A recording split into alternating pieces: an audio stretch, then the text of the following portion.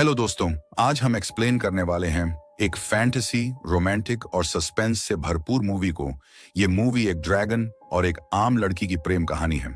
लेकिन इस प्रेम कहानी की शुरुआत हुई कैसे? आखिर कैसे एक मासूम लड़की ड्रैगन के प्यार में पड़ गई और क्या होगा इस प्रेम कहानी का अंजाम? चलिए देखते हैं। दोस्तों, कहानी की शुरुआत होती है एक किंगडम को दिखाते हुए जहां कुछ लोग एक रिचुअल परफॉर्म कर रहे थे। ये रिचुअल दरअसल ड्रैगन को खुश करने के लिए किया जा रहा था, जो यहाँ से दूर एक आइलैंड पर रहा करता था। ये लोग ड्रैगन से बहुत परेशान थे, इसलिए उसके साथ एक समझौता करते हैं और हर बार अपनी एक कुंवारी लड़की को इस रिचुअल के जरिए ड्रैगन के लिए सैक्रिफाइस कर देते हैं। ये ड्रैगन बहुत ही शक्तिशाली था, जिसका मुकाबला आज तक कोई नहीं कर पाया था, क्योंकि ये एक मैजिकल आइलैंड पर रहता था जिसे सिर्फ एक सच्चा आशिक ही देख सकता था। हर बार की तरह इस बार भी ये लोग उसे बुलाने के लिए एक गाना गाते हैं और ड्रैगन इस लड़की को लेकर चला जाता है और एक बार फिर किंगडम में खुशियां छा जाती हैं। लेकिन इस बार रिचुअल के बाद ड्रैगन जिस लड़की को लेकर गया था उसका लवर हार नहीं मानता और वो फैसला करता है कि लड़की को ढूंढ कर ही दम लेगा। इसीलिए वो उसे ढूंढने के लिए उसी मैजिकल आइलैंड पर पहुंचता है। लेकिन इसे यहाँ पहुंचने में देर हो चुकी थी, क्योंकि इसके आने से पहले ही ड्रैगन ने उस लड़की को मार दिया था, जिस पर इस आदमी को बहुत गुस्सा आता है और वो कुछ दिनों तक इसी आइलैंड पर रहता है और फिर एक दिन मौका मिलते ही ड्रैगन को मार गिराता है। अब ड्रैगन को मारने की वजह से ये लड़का किंगडम का हीरो बन जाता है। सभी इसका बहुत सम्मान करते हैं और कई साल यूं ही गुजर जाते हैं और अब इस आइलैंड के लोग ड्रैगन के खौफ से आजाद हो चुके थे। साथ ही अब ये लोग उस रिचुअल को भी परफॉर्म नहीं करते थे, बल्कि अब लड़कियों की शादी की जाती थी। यहाँ हम उस ड्रैगन हंटर को भी देखते हैं, जो अब काफी बूढ़ा हो चुका था और इसका एक ग्रैंड सन भी था जिसका नाम ईगो था। इसके बाद सीन शिफ्ट होता है किंगडम के राजा पर, जो अपनी ग्रैंड डॉटर मिरोस्लावा से कहता है कि उसने उसके लिए एक लड़का देखा है। ये लड़का कोई और नहीं बल्कि ईगो ही था, जिसे सब अपने दादाजी की तरफ शक्तिशाली समझते थे। लेकिन मिरोस्लावा को तो जैसे इस सब से कोई मतलब ही नहीं था। वो तो अभी भी अपने बचपने में गुम थी। इसलिए राजा उसे समझाते हैं कि अब तुम्हें अपना बचपना छोड़ना होगा। उसे समझना होगा कि ईगो उसके लिए कितना बेहतर है और अपने आने वाले कल को लेकर थोड़ा सीरियस होना होगा। मिरोस्लावा भी ये सब सुन रही थी, लेकिन वो राजा की बातों पर ज्यादा ध्यान न देते हुए अपना बचपना जारी रखती है। फाइनली शादी का दिन भी आ जाता है और मिरोस्लावा को सजाकर एक बोट पर लिटा दिया जाता है, जिसकी रस्सी ईगो के हाथों में थी और वो नदी के दूसरी तरफ खड़ा होकर इस रस्सी को खींचना शुरू कर देता है, जबकि बाकी सभी लोग वही रिचुअल सॉन्ग गाने लगते हैं। कुछ देर बाद ही अचानक से आसमान का रंग बदल जाता है, तेज हवाएं चलने लगती हैं और अचानक से एक बड़ा सा ड्रैगन यहाँ आता है। वो सीधा मिरोस्लावा के पास जाता है और उसे बोट में से उठाकर अपने साथ ले जाता है। वहीं बाकी सब बस हैरान नजरों से मिरोस्लावा को ड्रैगन के साथ जाते देखते रह जाते हैं, क्योंकि उन लोगों के लिए तो ड्रैगन मर चुका था, इसलिए उसे दोबारा देखकर हर कोई शॉक्ड रह जाता है। इधर मिरोस्लावा को जब होश आता है तो वो खुद को एक गुफा में पाती है। ड्रैगन के ऐसे पकड़ कर लाने की वजह से मिरोस्लावा को काफी चोट भी आई थी, इसलिए उसे दर्द होता है, लेकिन फिर भी वो इस गुफा से निकलने की कोशिश करती है। पर यहाँ ड्रैगन का पालतू जानवर रकून था, जो उसे डराकर वापस गुफा में धकेल देता है। इतने में एक लड़के की आवाज आती है, जो मिरोस्लावा को शांत रहने के लिए कह रहा था। वो मिरोस्लावा को कुछ इंस्ट्रक्शन देता है, जिन्हें फॉलो करते ही मिरोस्लावा उस रकून से बच जाती है। अब एक होल के जरिए ये लड़का उसे कुछ मेडिसिन देता है और मिरोस्लावा भी उसका नाम पूछती है, लेकिन लड़के को तो अपना नाम पता ही नहीं था और ये सुनकर मिरोस्लावा काफी हैरान होती है। मिरोस्लावा को लग रहा था कि ये लड़का भी ड्रैगन का शिकार है, इसलिए वो उस लड़के से यहाँ से बाहर निकलने का रास्ता पूछती है, लेकिन ये लड़का बताता है कि ड्रैगन इतना पावरफुल है कि उससे बचकर कोई नहीं जा सकता। लेकिन हाँ, अगर मिरोस्लावा का लवर यानी ईगो यहाँ आए तो वो उसे बचा सकता है। साथ ही ये भी कहता है कि उन लोगों को वो गाना नहीं गाना चाहिए था, क्योंकि उसी सॉन्ग को सुनकर ड्रैगन वहां पहुंचा था। अब मिरोस्लावा ये सुनकर नाराज हो जाती है और उस होल को बंद कर अपने बाल काट देती है, ताकि यहाँ से निकलने की कोशिश कर सकें। लेकिन वो लड़का उसे ऐसा न करने के लिए कहता है। मिरोस्लावा भी उसकी बात मान जाती है और उसका नाम अरमान रखती है। अब ये दोनों हाथ मिलाकर दोस्ती करते हैं, लेकिन अरमान मिरोस्लावा का हाथ पकड़कर खींचने लगता है और उसे बताता है कि ड्रैगन आ गया है, इसलिए वो उस गुफा से बाहर ना आए। इतने में ड्रैगन मिरोस्लावा के ऊपर पत्थर फेंकता है और मिरोस्लावा एक कोने में आंखें बंद करके बैठ जाती है। इस गुफा का होल इतना छोटा था कि ड्रैगन इसके अंदर आ ही नहीं सकता था, इसलिए वो वापस लौट जाता है और एक बार फिर मिरोस्लावा अपनी छोटी की हेल्प से यहाँ से निकलने की कोशिश करती है, पर कोई फायदा नहीं होता। मिरोस्लावा को लग रहा था ड्रैगन अरमान को अपने साथ ले गया है, इसलिए वो अरमान की साइड केव को हिलाती है और दीवार पर पत्थर मारने लगती है, जिस वजह से बाहर जाने का रास्ता खुल जाता है, जहां मिरोस्लावा देखती है कि अरमान कहीं नहीं है। लेकिन कुछ कदम चलते ही उसे ड्रैगन मिलता है, जिससे बचने के लिए मिरोस्लावा एक गुफा में घुस जाती है, जिसका मुंह छोटा होने की वजह से ड्रैगन बाहर ही रह जाता है। लेकिन मिरोस्लावा पर अटैक करने के लिए फायर फेंकता है, लेकिन मिरोस्लावा बच जाती है, पर ड्रैगन का पेट खून उसके पीछे जाता है। मिरोस्लावा भागती हुई एक ऊंची सी जगह पर पहुंच जाती है, जहां अरमान उसी रकून के साथ पहुंचता है। अरमान को रकून के साथ देख मिरोस्लावा को डाउट होता है कि शायद अरमान भी ड्रैगन के साथ मिला हुआ था, इसलिए वो अरमान को खुद से दूर करती है और इसी चक्कर में नीचे गिर जाती है। अरमान उसे बचाने के लिए छलांग लगाता है और यहाँ रिवील होता है कि अरमान ही असल में ड्रैगन था। वो ड्रैगन में ट्रांसफॉर्म होता है और मिरोस्लावा को बचाने के चक्कर में खुद कहजमी हो जाता है। पर मिरोस्लावा इतनी डरी हुई थी कि नीचे गिरते ही अरमान को छोड़कर यहाँ से भागने लगती है। पर ये आइलैंड समुद्र के बीचों बीच था, इसलिए मिरोस्लावा को कोई मदद नहीं मिल सकती थी।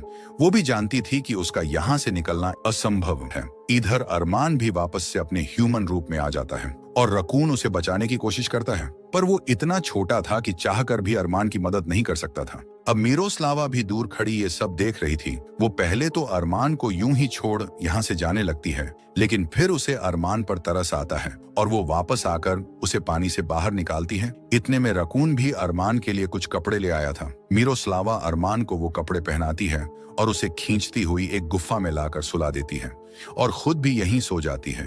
अगली सुबह अरमान बेहोशी की हालत में बड़बड़ाता है कि इससे पहले बहुत देर हो जाए, ड्रैगन को मार दो। ये सुन मिरोस्लावा उसे होश में लाने की कोशिश करती है, लेकिन इतने में अरमान के अंदर का ड्रैगन एक बार फिर जाग जाता है। ये देख मिरोस्लावा डर के मारे समुद्र के पास जाती है और मदद के लिए चिल्लाने लगती है, पर यहाँ उसके अलावा दूर दूर तक कोई नहीं था और शाम होते ही तेज तूफान भी आता है। इसलिए मिरोस्लावा मायूस होकर वापस गुफा के अंदर आती है। यहाँ वो कुछ कपड़ों की मदद से अरमान और अपने लिए एक टेंट बनाती है।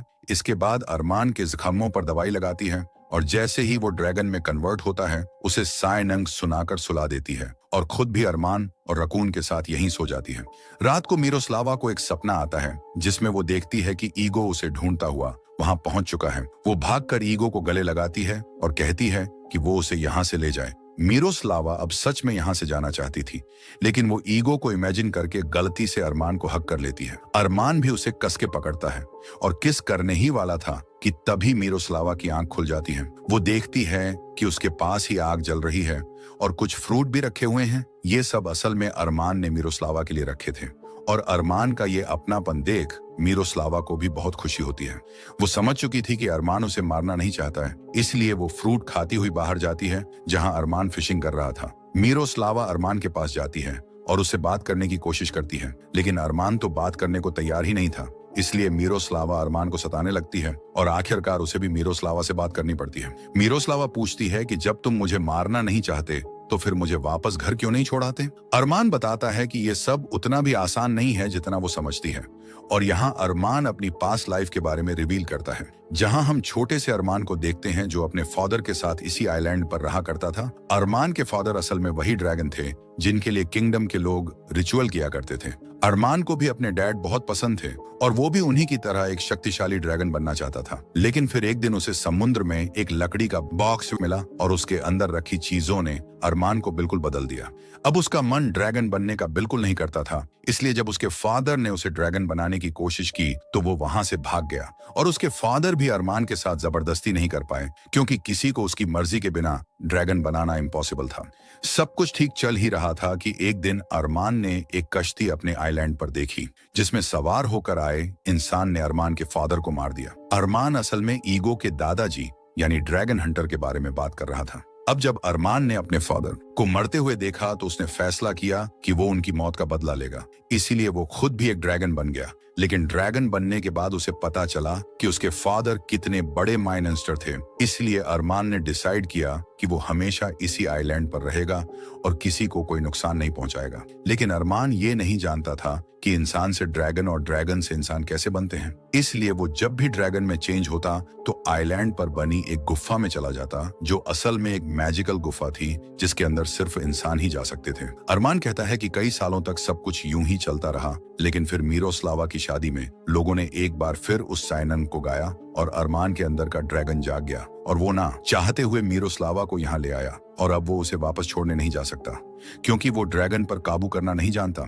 इसलिए अब मिरोस्लावा के पास ईगो के आने का इंतजार करने के अलावा और कोई रास्ता नहीं है। अरमान कहता है कि ये पूरा आइलैंड उसके पूर्वजों की हड्डियों से बना है और एक फाइंग से अरेज का है। इसलिए इस आइलैंड तक सिर्फ एक सच्चा लवर ही पहुंच सकता है। अगर तुम और ईगो एक दूसरे से सच्चा प्यार करते हो तो वो यहाँ जरूर पहुंच जाएगा, लेकिन तब तक तुम्हें उसी गुफा में रहकर उसका इंतजार करना होगा जहां तुम शुरुआत में थी, क्योंकि वहीं तुम मेरे अंदर के ड्रैगन से सेफ रह सकती हो। पर अरमान को बहुत चोट आई थी और मिरोस्लावा उसे यूं अकेला नहीं छोड़ना चाहती थी। इसीलिए वो कहीं भी जाने से इनकार कर देती है और अरमान से कहती है कि तुमने मेरा ध्यान रखा, मुझे अपने अंदर के ड्रैगन से सेफ रखा। इसका मतलब है कि तुम्हारे अंदर का इंसान जाग रहा है। इसीलिए जब तक ईगो यहाँ नहीं आता तब तक मैं तुम्हारे अंदर के ड्रैगन से फाइट करने में तुम्हारी मदद करूंगी। अरमान भी ये सुनकर बहुत खुश होता है और फिर मिरोस्लावा अरमान के साथ मिलकर इस आइलैंड को सजाने लगती है। वो दोनों समुद्र में पड़ी खराब चीजों से आइलैंड को सजाने लगते हैं, साथ ही अपने लिए अच्छे अच्छे कपड़े भी निकाल लेते हैं। यूं ही दोनों के बीच अच्छी दोस्ती होने लगती है। वो दोनों एक साथ खूब एंजॉय करते हैं। और अब क्योंकि कई दिनों से अरमान के अंदर का ड्रैगन नहीं जागा था, तो मिरोस्लावा को भी यकीन हो जाता है कि वो अरमान के अंदर के ड्रैगन को मारने में कामयाब हो रही है। ये सोचकर मिरोस्लावा बहुत खुश होती है, लेकिन उसकी ये खुशी कुछ ही दिनों में खत्म हो जाती है, क्योंकि एक रात अरमान फिर से ड्रैगन में कन्वर्ट हो जाता है और मिरोस्लावा पर अटैक कर देता है। मिरोस्लावा भी पहले तो डर के मारे उससे दूर भागती है, लेकिन फिर उसे प्यार से सहलाने लगती है। पर इसका कुछ खास असर नहीं होता और ड्रैगन मिरोस्लावा के ऊपर आग फेंकता है। लेकिन तभी मिरोस्लावा की आंख खुल जाती है, यानी ये सब मिरोस्लावा का एक ड्रीम था, जबकि अरमान तो उसके सामने खड़ा उसे जगा रहा था। कुछ देर बाद अरमान मिरोस्लावा के लिए फूल लेने जाता है और एक बार फिर ड्रैगन में कन्वर्ट होने लगता है। तभी उसकी नजर एक बोट पर पड़ती है जिसे मिरोस्लावा ने छुपा रखा था। अरमान समझ जाता है कि मिरोस्लावा यहाँ से भागने की तैयारी कर रही है, इसलिए उसे बहुत गुस्सा आता है, क्योंकि अरमान मिरोस्लावा से प्यार करने लगा था और हमेशा उसके साथ रहना चाहता था। उसे ये भी लगता था कि मिरोस्लावा भी उसे पसंद करती है, इसलिए उसने इतने समय तक खुद पर काबू रखा कि कहीं वो ड्रैगन बनकर मिरोस्लावा को कोई नुकसान न पहुंचा दे। अब अरमान गुस्से में सीधा मिरोस्लावा के पास जाता है और उसको बताता है कि ड्रैगन जिन लड़कियों को यहाँ लाते हैं उन्हें अपनी फायर से तब तक जलाते हैं जब तक कि वो लड़कियां राख में न बदल जाएं, और फिर उसी राख में से वो बच्चों को निकालते हैं और इस तरह एक ड्रैगन का परिवार आगे बढ़ता है। मिरोस्लावा पूछती है कि वो उसे ये सब क्यों बता रहा है। तब अरमान बताता है कि उसने वो बोट देख ली है और वो ये भी समझ चुका है कि मिरोस्लावा उसे बदलने का सिर्फ रोंग कर रही थी ताकि मौका मिलते ही यहाँ से चली जाए। मिरोस्लावा को ये सुनकर बहुत दुख होता है, क्योंकि कहीं ना कहीं वो भी मन ही मन में अरमान को पसंद करने लगी थी, उससे प्यार करने लगी थी। इसीलिए वो उसे समझाने की कोशिश करती है, पर अरमान तो कुछ सुनने को तैयार ही नहीं था। वो कहता है कि इससे पहले मैं भी तुम्हारे साथ वही करूं जो ड्रैगन्स दूसरी लड़कियों के साथ करते थे। तुम अपनी बोट लेकर यहाँ से चली जाओ, क्योंकि इतने वक्त तक तो मैंने अपने अंदर के ड्रैगन को कंट्रोल कर लिया, पर अब मैं उसे कंट्रोल नहीं कर पाऊंगा। इसके बाद अरमान खुद को तकलीफ देने लगता है और इससे मिरोस्लावा को भी परेशानी होती है, पर वो अगली सुबह अपनी बोट लेकर यहाँ से चली जाती है। दूसरी तरफ हम ईगो को देखते हैं, जो अभी भी अपने लोगों के साथ मिलकर मिरोस्लावा को ढूंढ रहा था, लेकिन न तो ईगो मिरोस्लावा को प्यार करता था और ना ही मिरोस्लावा ईगो को।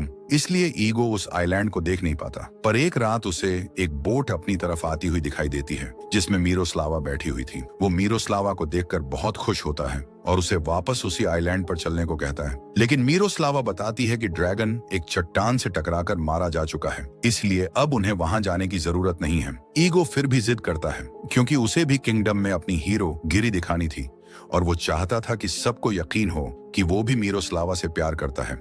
लेकिन मिरोस्लावा कहती है कि उसे अब उस आइलैंड पर वापस नहीं जाना है, वो बस अपने घर जाना चाहती है। ईगो भी मिरोस्लावा की बात मान जाता है और अपने साथियों के साथ उसे लेकर वापस अपने घर लौट जाता है, जहां राजा मिरोस्लावा को देखकर बहुत खुश होते हैं और एक बार फिर मिरोस्लावा और ईगो की शादी की तैयारियां की जाती हैं। एक बार फिर इनकी शादी का दिन आता है और मिरोस्लावा को तैयार कर एक बार फिर बोट में बैठाया जाता है। दूसरी तरफ खड़ा ईगो इस बोट को अपनी तरफ खींचने लगता है, लेकिन बोट में लेटी मिरोस्लावा की आंखों में आंसू थे और उसे समझते देर नहीं लगती कि वो ईगो से नहीं बल्कि अरमान से प्यार करती है और उसे इस बात से कोई फर्क नहीं पड़ता था कि अरमान एक ह्यूमन के साथ साथ ड्रैगन भी है। वो अपने प्यार को किसी भी कीमत पर खोना नहीं चाहती थी, इसलिए वो इस शादी को रोकने के लिए जोर से चिल्लाकर कहती है कि वो ईगो से नहीं बल्कि ड्रैगन से प्यार करती है। ये सुन सभी हैरान रह जाते हैं और ईगो रस्सी को जल्दी जल्दी अपनी तरफ खींचना शुरू कर देता है, पर मिरोस्लावा उस रस्सी को निकाल देती है और उसी साइनन को गाती है